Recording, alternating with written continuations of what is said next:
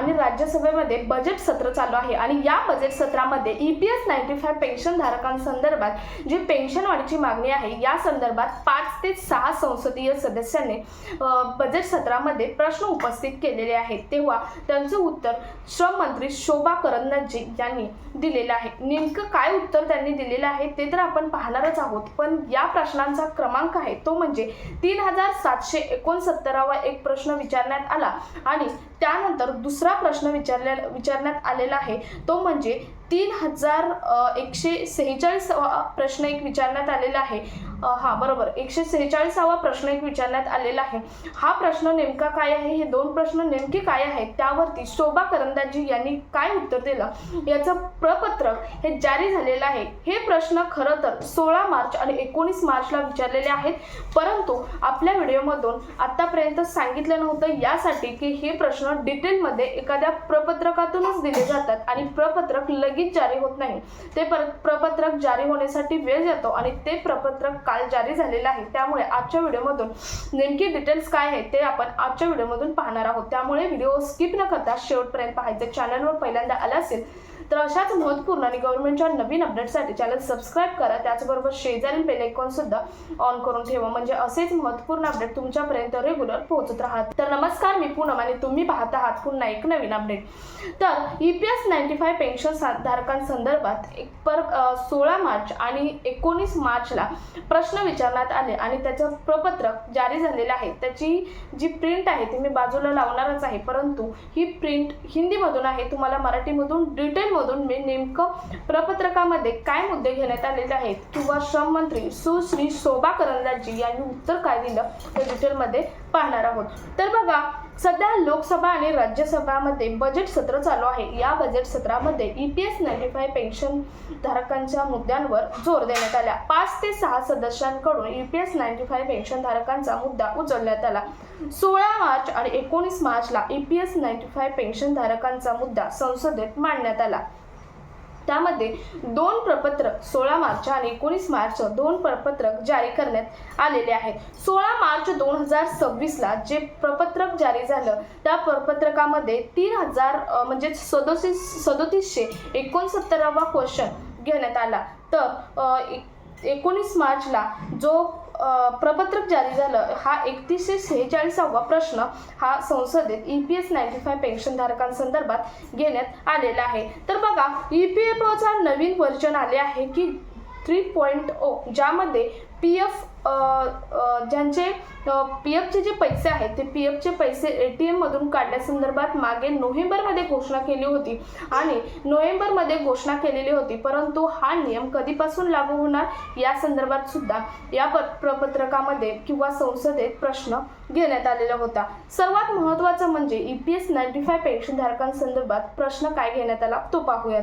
या व्यतिरिक्त EPS 95 pension धारक म्हणजेच कर्मचारी पेन्शन योजनांतर्गत न्यूनतम पेन्शन संशोधन करण्याचा कोणता प्रस्ताव केला आहे असा प्रश्न EPS 95 पेन्शन धारकांसंदर्भात विचारण्यात आला। कोणी विचारला पुढे आपण पाहणारच आहोत, परंतु आधी काय प्रश्न विचारला ते पाहूयात आणि जर केला आहे तर त्या संदर्भातील संबंधित पुरावा काय आहे असा प्रश्न संसदेमध्ये श्री जशुभाई भिलूभाई राठवा यांनी संसदेत केलेला आहे। अशाच प्रकारचा प्रश्न 19 मार्च 2026ला सुद्धा करण्यात आला। हा पहिला होता। त्यानंतर दुसरा प्रश्न पाहूयात आणि त्यानंतर सुश्री शोभा करंदलाजे यांनी नेमकं उत्तर काय दिलं ते पाहणार आहोत। त्यानंतर बघा, अशाच प्रकारचा 19 मार्च 2026ला एक प्रश्न विचारण्यात आला संसदेत। तो प्रश्न क्रमांक 3146वा प्रश्न होता।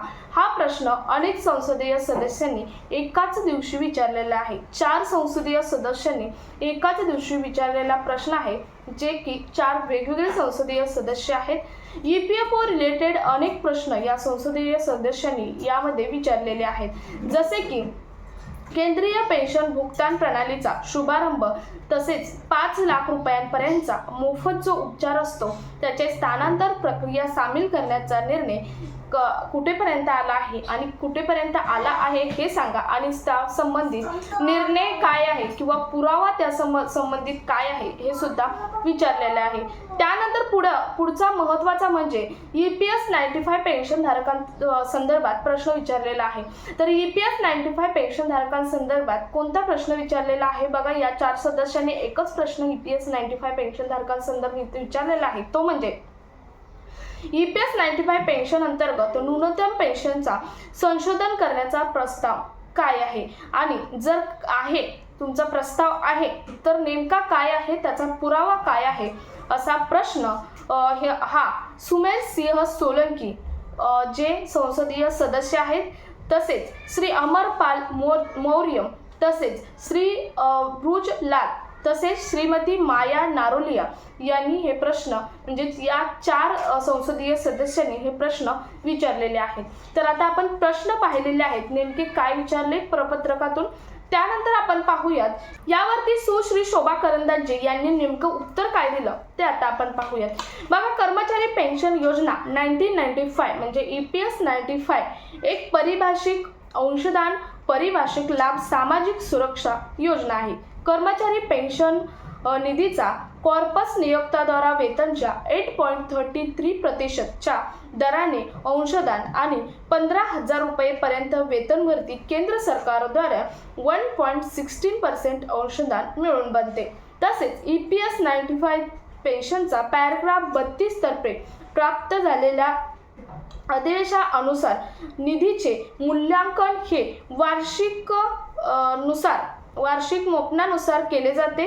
तसेच सरकार EPS 95 पेन्शनधारकांतर्फे बजेट सहाय्यताच्या माध्यमातून न्यूनतम पेन्शन 1,000 प्रतिमाह पेन्शन प्रदान करत आहे. जो कर्मचारी भविष्य निधी संघटन म्हणजेच EPFOच्या वार्षिक जो निधी आहे यामध्ये EPS 95 साठी वार्षिक रूपामध्ये EPS 95 साठी फक्त 1.16% बजेट सहाय्यता दिली जाते आणि ते आम्ही देतो असं सुश्री शोभा करंदाजे यांनी त्यांच्या उत्तर देताना दिलेलं आहे. तर महत्त्वाचं म्हणजे त्यांनी जे जुनं उत्तर आहे तेच आता सुद्धा उत्तर बजेटमध्ये दिलेलं आहे. म्हणजे बजेटमध्ये एकूण 5 जे संसदीय सदस्य आहेत त्या संसदीय सदस्यांनी प्रश्न केले होते आणि या 5 संसदीय सदस्यांनी प्रश्न केले होते आणि त्या प्रश्नाचं उत्तर नेहमीप्रमाणे जे ओल्ड आहे जुनं आहे तेच देण्यात आलेलं आहे.